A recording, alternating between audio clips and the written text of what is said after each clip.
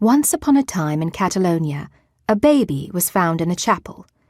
This was over at Santa Maria de Montserrat. It was an April morning, and the baby was so wriggly and minuscule that the basket she was found in looked empty at first glance. The child had got lost in a corner of it, but courageously wriggled her way back up to the top fold of the blanket in order to peep out. The monk who found this basket searched desperately for an explanation.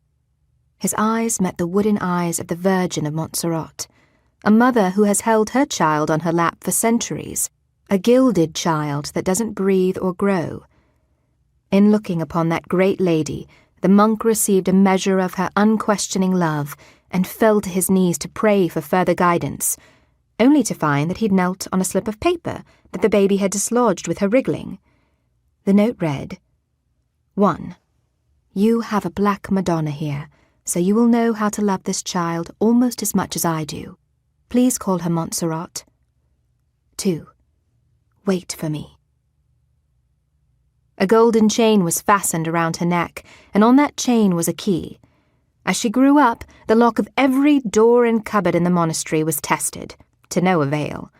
She had to wait. It was both a comfort and a great frustration to Montse, this, what could she call it? A notion? A suggestion? A promise? This promise that somebody was coming back for her. If she'd been a white child, the monks of Santa Maria de Montserrat might have given her into the care of a local family, but she was as black as the face and hands of the Virgin they adored. She was given the surname Fosk, not just because she was black, but also because her origin was obscure, and the monks set themselves to the task of learning all they could about the needs of a child.